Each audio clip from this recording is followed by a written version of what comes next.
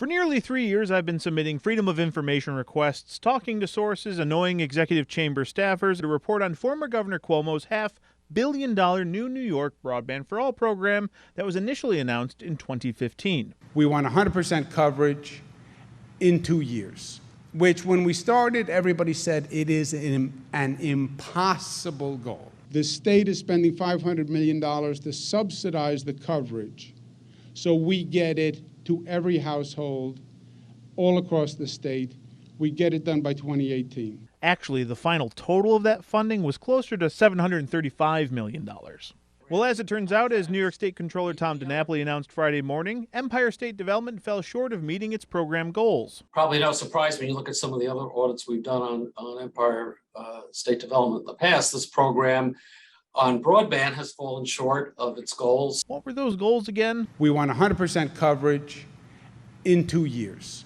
And this doesn't all fall on then Governor Cuomo. Now Governor Hochul was out there making promises as well.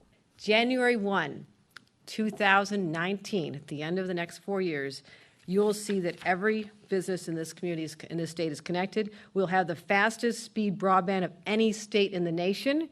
So how did ESD fall short? Yeah, I think just generally speaking, there wasn't the right kind of management and oversight of the program and of the contracts. Well, what exactly was that oversight model? I asked the director of the Broadband Program Office, Scott Rasmussen, about that in March of 2021. With respect to specific oversight and what it is we're doing, we have project managers in our office that are communicating with all of our grantees on a near weekly basis, if not more often.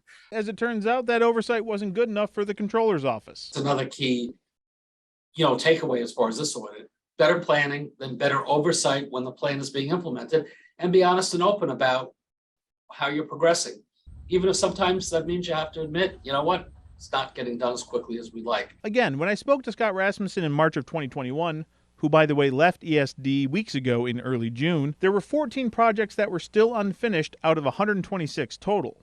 Most of those are set to complete in the coming months. As it turns out, only 5 of those finished, and there are still 9 incomplete projects from the 2015 program, including the Armstrong Communications project in the Southern Tier, the one that received the second largest amount of funding of the Broadband for All program, $83+ million of your dollars. The best estimates of when that's supposed to be finished is possibly December of this year, but it was supposed to be finished in December of 2021 and in December of 2020, as well as 2019. The audit also points out something we reported well over a year ago, that funding was misused by ESD by providing 1/3 of the entire project recipients with satellite internet.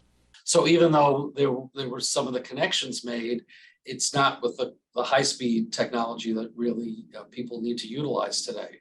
But it's not important to rehash things we've reported on in the past, because the biggest item coming out of this audit is that it concluded that ESD didn't manage a $735 million program properly, and it fell short of meeting their goals. ESD, through a newly rebranded division called the Connect All Office, is working to implement a goal set forth by Governor Hochul. Making the largest ever investment in New York's digital infrastructure, putting $1 billion into connecting more New Yorkers with high-speed internet. The Connect All office, overseen by ESD, is looking to tap into what's widely considered a once-in-a-generation investment by the federal government into a pot of money for broadband projects across the country.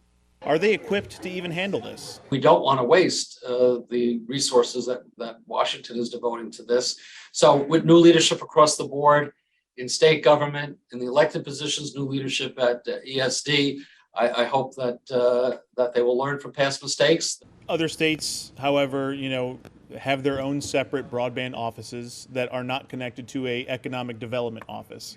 Should the state be considering a separate office of broadband that isn't connected to this idea of economic development? Yeah, it's an interesting question. We didn't look at that particular idea.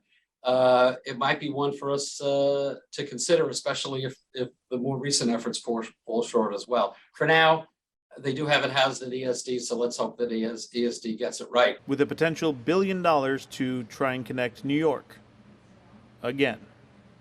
Reporting in Buffalo, Nate Benson, Channel 2 News.